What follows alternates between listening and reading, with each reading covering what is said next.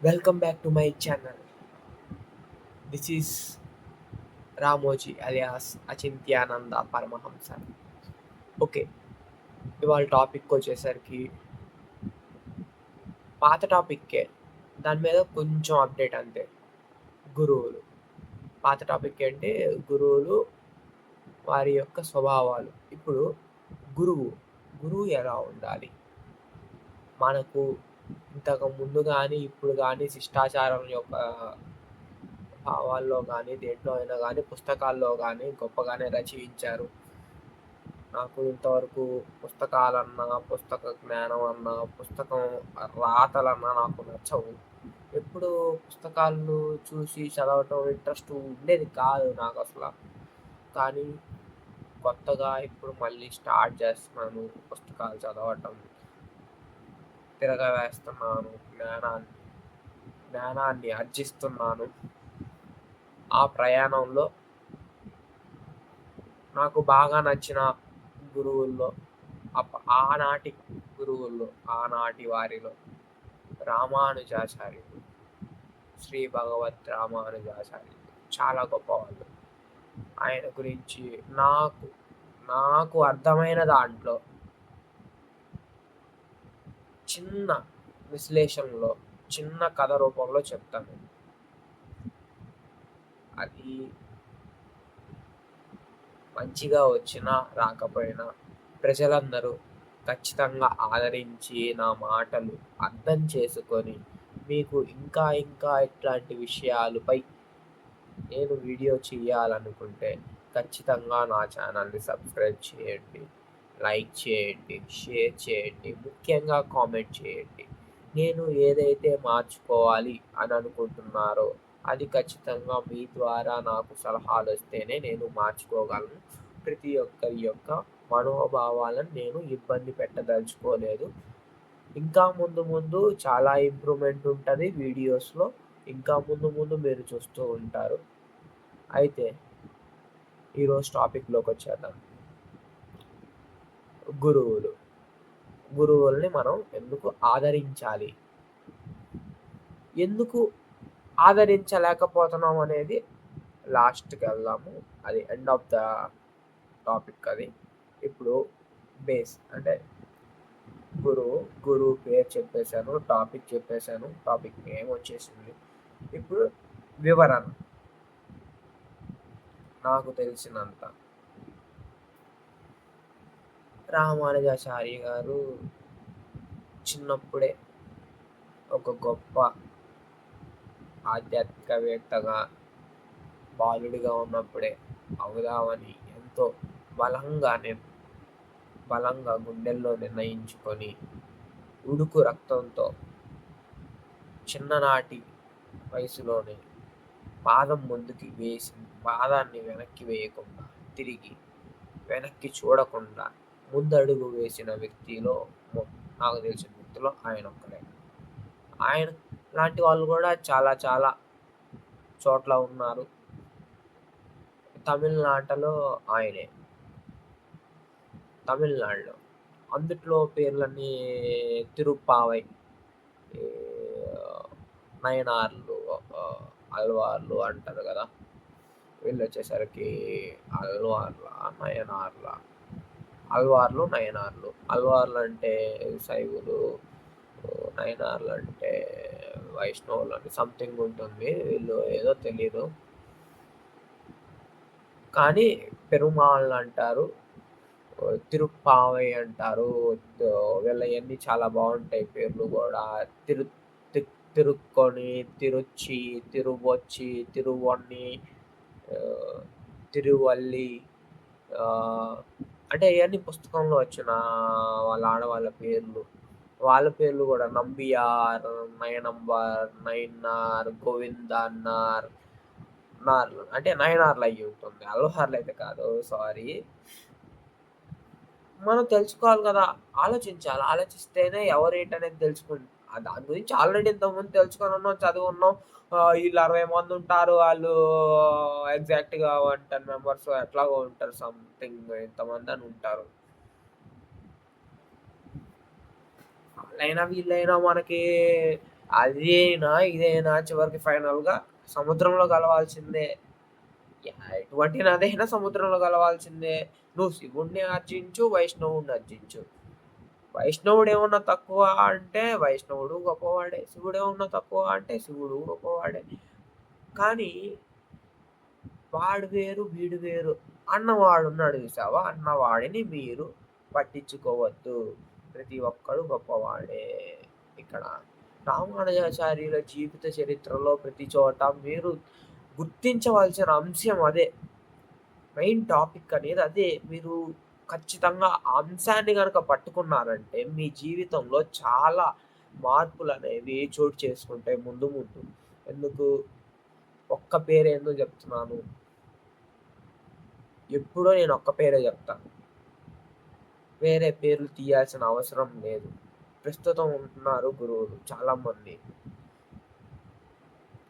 ఆయన శిష్యుల్లోనే ఉన్నారు కొంతమంది.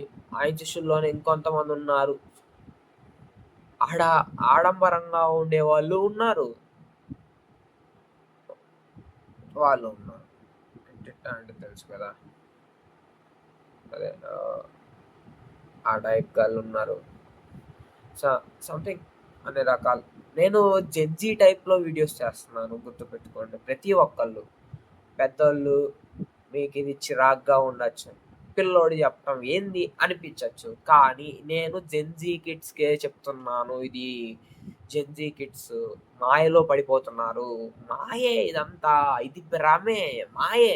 ఆ మాయని జయించటమే నీ యొక్క అంతిమ లక్ష్యం అది. నీ యొక్క అంతిమ లక్ష్యం ఏంటి? జీవుడా నీవు ఈ మాయని జయించు. మాయలో పడద్దు. ప్రతి ఒక్కటి మాయ. నువ్వు చూసేది మాయ. నువ్వు వినేది మాయ. నువ్వు జీవించేది ఒక మాయలో. అటువంటి మాయా స్వరూపమైన ఆ పరమ అర్థాన్ని తెలుసుకున్నావంటే నీవు, వాడు వేరు కాదు. నీవు, వాడు ఒకటే. ఏకం సత్విప్ర అనేది మీకు అర్థమవుతుంది.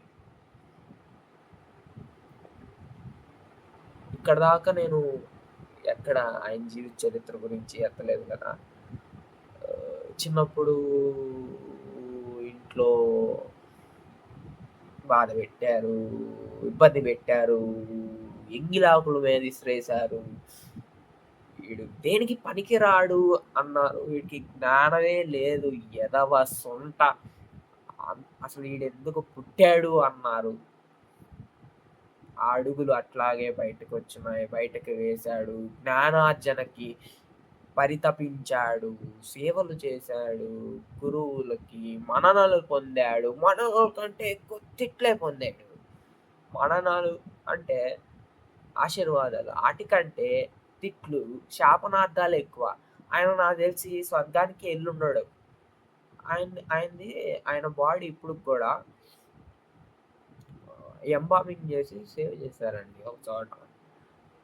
ఎందుకలా చేశారో నాకు తెలీదు కానీ అది ఒక అదే అబద్ధమో, నిజమో అనేది నాకు తెలీదు. ఆయనది ప్రతి ఇన్ని సంవత్సరాలకని ఒకసారి వచ్చి మళ్ళీ లేపనాలు చేస్తారు. అది అంతే బాడీ డిస్ట్రాయ్ కాకుండా ఉంటుంది ఆయన బాడీ.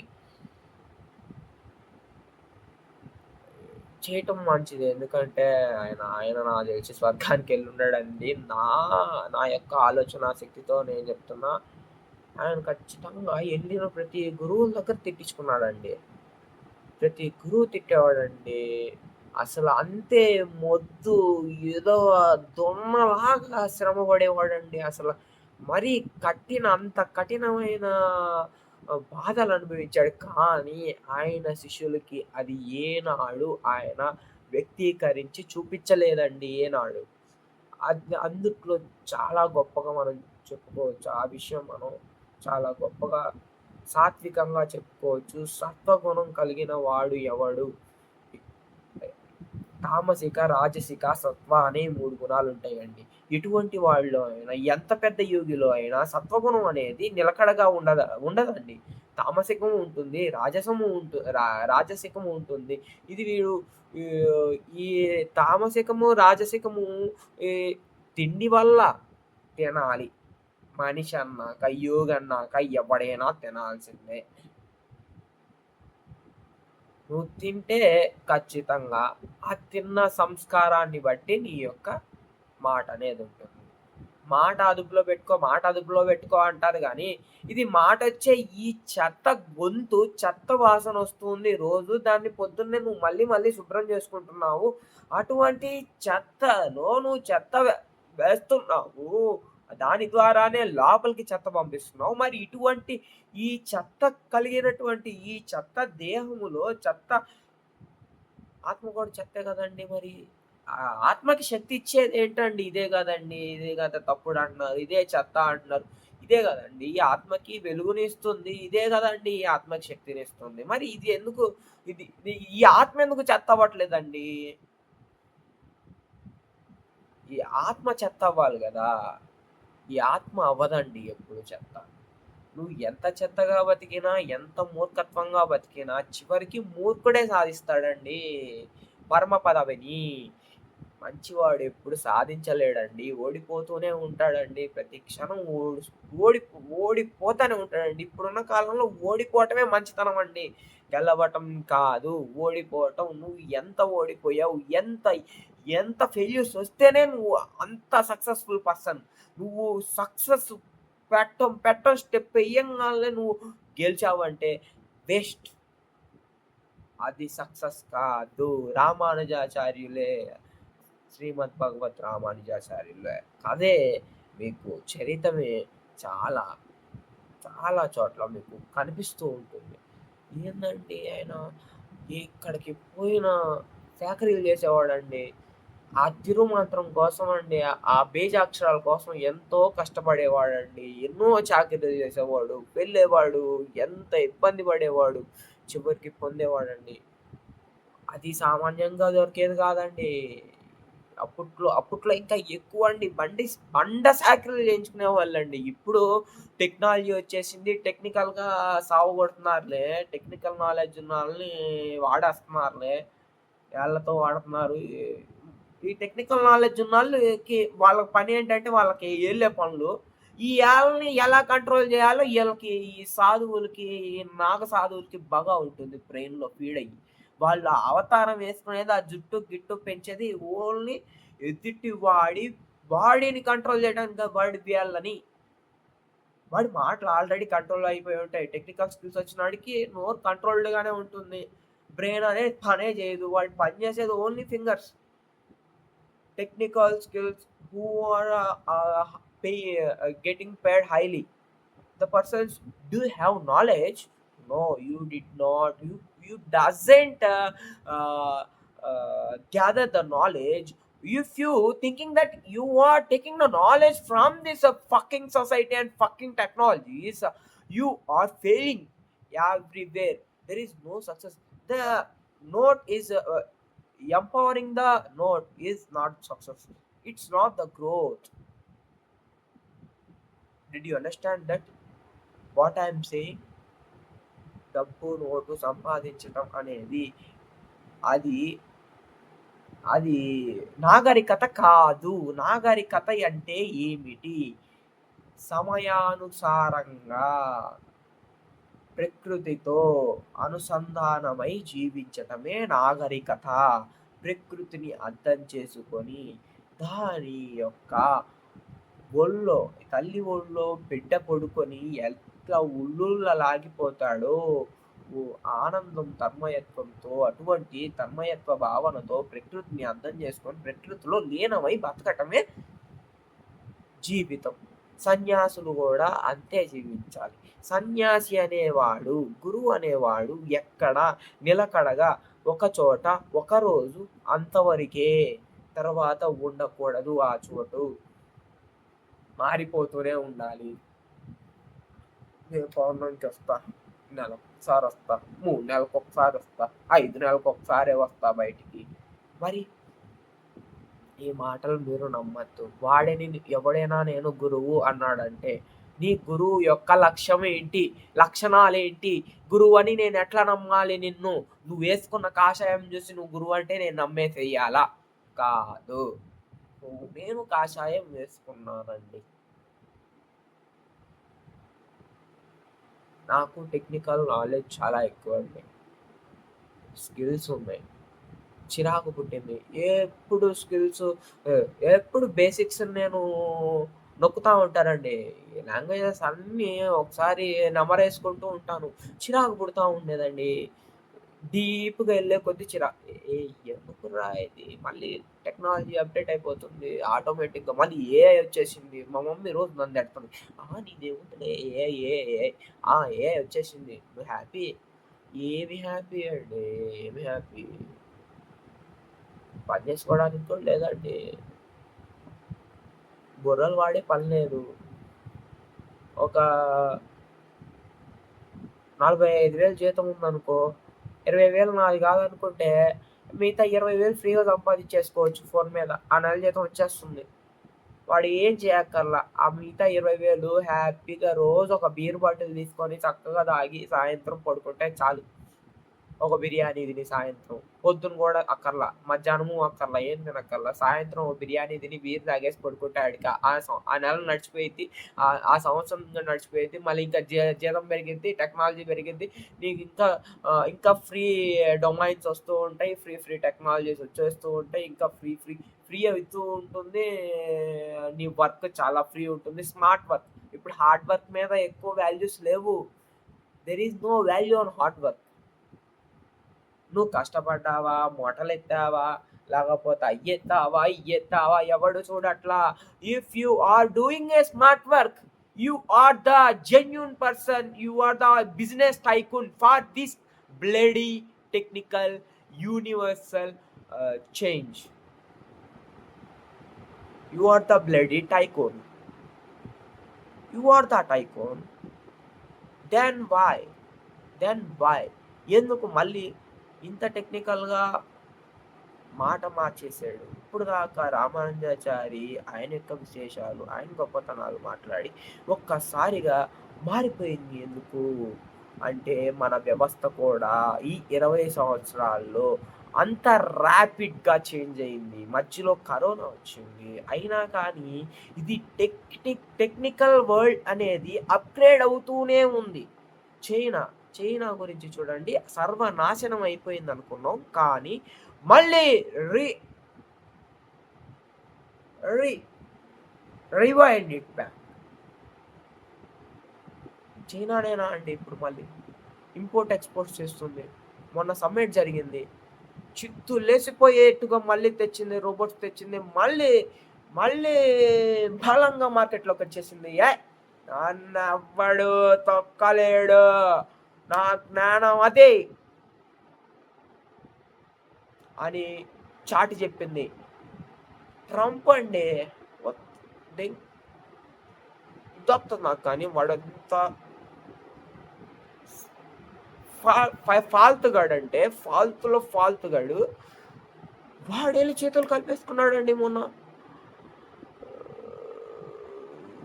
నేను ఎక్కువ బుక్స్ చదవను, పేపర్లు కూడా ఊరికే చూస్తాను, వదిలేస్తాను అంతే. న్యూస్ పేపర్స్ కూడా కొంచెం వాయిస్ ఇదిగా ఉంటే ఫీల్ అవ్వకండి, అర్థం చేసుకోండి. అయితే టీవీ చూస్తాను, ఛానల్స్ చూస్తాను, న్యూస్ చూస్తాను, మెయిన్ టాపిక్స్ వింటాను. తక్కువని ట్రంప్ చేతులు కలిపేసుకున్నాడు, పెద్ద వాళ్ళందరూ చేతులు. మన మోడీ ఎందుకు కలపలా అర్థం కాల. ఇంత తెలియగలడు కదా. మన జపాన్ని, they are the ruling engines. If Japan ఎంత ఫాస్ట్గా ఉందో నీకు తెలుసా? Now the Japan is living in 2045 I think. Of course, the China is living in 2075 now. It is not 2026 year. The current year is generating 2075 knowledge, technical skills now in China. You know something? ఈ నరాల weakness ఉన్న వాళ్ళకి, ఈ బ్రెయిన్లో నరాలు పనిచేయని వాళ్ళకి just 1 lakh rupee పెట్టుకున్నావంటే ఓన్లీ మెకానికల్ రోబోట్ వచ్చేస్తుంది. అది జస్ట్ ఒక బ్యాక్ ప్యాక్ కంటే చాలా వెయిట్లెస్ ఉంటుంది. ట్రెక్కింగ్ చేయాలనుకున్న వాళ్ళు, కొండలు ఎక్కాలనుకున్న వాళ్ళకి చాలా ఎక్సలెంట్గా ఉంటుంది. జస్ట్ అది అట్లా వేసుకోవటమే. అన్వేషణ గాడు చేసాడు మొన్న వీడియో, పోయి చూసుకోండి. వాడిని తిట్టకండి. వాడు చాలా చూపిస్తున్నాడు. మంచి మంచి విషయాలు చాలా చూపిస్తున్నాడు. ఆడు తిట్టడం పక్కన పెడితే, వాడు చూపించే మంచి విషయాలు చాలా గొప్పయ్యుంటాయండి. వాడు చూపించాడు, నేను చూసాను. నాన్ వెజ్ నేను కూడా అన్‌సబ్‌స్క్రైబ్ చేశాను మధ్యలో. ఏంది నేను కూడా జనాల్లాగే సొసైటీ మాటలు వినేసి ఎదవ అనుకునేవాడిని. ఎదవనంగాల్నే అందరూ పోనీలే ఎదవని మనం కూడా అన్‌సబ్‌స్క్రైబ్ చేశాను గానీ, అప్పుడప్పుడు వెరిఫై చేస్తూ ఉంటాను. వీడిని, రామ్ ట్రావెలర్‌ని, ఉమాని వీళ్ళందరినీ నేను చూస్తూ ఉంటాను యూట్యూబ్‌లో అప్పుడప్పుడు. అన్‌సబ్‌స్క్రైబ్ చేసినా గానీ చూస్తా ఉంటాను. వీళ్ళ వీడియోస్ పడిపోతున్నారు. టక్కుమని పడుతున్నారు. అబ్బా! ఈడైపోయాడురా, పడిపోయాడు, ఇక అయిపోయింది ఛానల్ అనుకుంటాము. కానీ మళ్ళీ కోలుకుంటున్నారు. మళ్ళీ రీచ్ తెచ్చుకుంటున్నారు. ఏం లేదండి, ఒకటే అండి. పర్ఫెక్ట్‌గా స్పీకర్లు ఇవి స్టూడియో టైపు మెయింటైన్ చేస్తున్నారండి. నాది కూడా ఈ ఫ్యాన్ శబ్దం ఇయన్నీ ఇంతకుముందు నాది స్టూడియో టైప్ మెయింటైన్ చేసి అప్పుడు వీడియోలు చేశానండి. అప్పుడు ఇంత పర్ఫెక్ట్‌గా చేసేవాడిని కాదు. అప్పుడు ఇంత ధైర్యం లేదు. అప్పుడు అంత నాలెడ్జ్ లేదు. అప్పుడు కెమెరా అంటే సిగ్గు, భయం. ఇప్పుడు కెమెరా అంటే సిగ్గు, భయం, బిడియం పోయిందండి. ఇప్పుడు చాలామంది యాక్టర్లున్నారు. రాత్రి కూడా ఒక యాక్టర్ వీడియో చూశాను. వాడసలు ఎంత షో చేస్తాడో నాకు తెలుసు. కెమెరా ముందు. ఫోన్ కెమెరా ముందు కాదు. అసలు కెమెరా ముందు. వాడి చిన్న ఫోన్ కెమెరాలో వాడు చిన్న ప్రపోజల్ వీడియో చూశాను. వాడిని ఒక కమీడియన్ ఎక్సలెంట్ యాక్టర్. వాడు హిట్ అవ్వలేదు పాపం. కానీ ఎంతో ఇప్పటికి కూడా ట్రై చేస్తున్నాడు. వాడు అంటూనే అన్నాడు, "అరే నీ వల్ల కాదురా బాబాయ్" అన్నాడు. కానీ నిజంగానే వల్ల కానట్టుగానే చెప్పాడు. అది ఏందో అన్నాడు. అది ఏందో ఆ పిల్ల కూడా అసలు ఏందో అన్నట్టు సారీ అలాగే ఎక్సైటింగ్‌గా వీడియో ఉంది. అది ఎక్సలెంట్‌గా అయితే లేదు. అది బాగుంది, పర్లేదు. అది లాస్ట్ నువ్వు చేసింది యాక్ట్ అనేది బాగుంది. అది నిజం అని నాకు అనిపియట్లేదు. అది ఫీల్ అయింది నిజం అనుకుంటుంది ఎదుట మనిషి. అది నిజం కాదు. నువ్వు యాక్ట్ చేసావు. నువ్వు నిజంగా నువ్వు లైవ్‌గా చేస్తే అది యాక్ట్ బాస్. నేను చూసాను. నేను కళ్ళారా చూసాను. కెమెరాలో చూసాను. లైవ్‌లో చూసాను. నువ్వు వేసుకున్నావు పాత్ర. ఒక దుస్తులనేది వేసుకున్నావు. ఆ దుస్తులకి సంబంధించిన భావం అనేది నీ బాడీలో అనుక్షణం కనిపిస్తూ ఉండాలి. అదే యాక్ట్ అంటే. నట సార్వభౌములు, విఖ్యాతులు ఎందుకు అవుతారంటే ఆ దుస్తులుగా మేకప్ కానీ దుస్తులు. నేను కూడా మేకప్ వేసాననుకో నేను బాగుంటాను. నాకేం మేకప్ ఉండదు. లిటరల్‌గా చెప్పాలంటే 15 రోజుల నుంచి స్నానం చేయలా. ఫుడ్ లేదు. ఏదో ఎప్పుడుకో తింటున్నా. మామూలుగా అయితే ఫుడ్ వెళ్ళట్లా. ఇబ్బంది. ఓవర్ డోసేజెస్ అయిపోయి ఈ ఫుడ్ ట్రాక్ అనేది మొత్తం పాడైపోయింది. కానీ మళ్ళీ వెనక్కొచ్చి ఇంత బాగా మాట్లాడుతున్నాను అంటే ఖచ్చితంగా అది దేవుడి యొక్క, భగవంతుడి యొక్క చాతుర్యం అని మాత్రం నేను ఖచ్చితంగా చెప్పదలుచుకుంటున్నాను. రామానుజాచారి గురించి ఆయన గురించి నేను ఎక్కువ మాట్లాడలేకపోయాను. కానీ ఈ వీడియో అనేది చాలా విలువైంది అనుకుంటున్నాను. సమాజానికి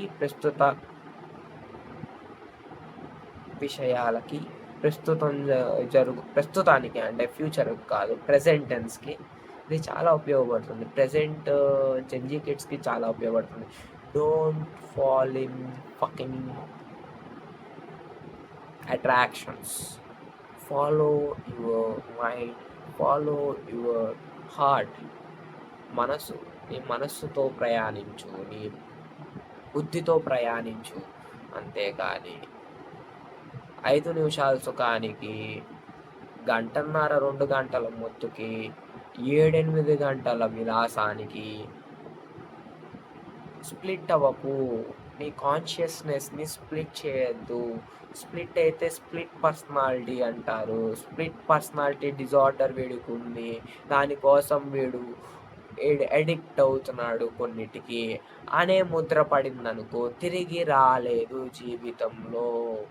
ఆ యవ్వనమైన వయసు అది తిరిగి తెచ్చుకోవటానికి ప్రయత్నించు. ఇప్పటికైనా నేను అదే ట్రై చేస్తున్నాను. తిరిగి వచ్చిందంటే దైవ ఇచ్చే అంతే. అంతకు మించి ఏమీ లేదు. Love you. Signing off.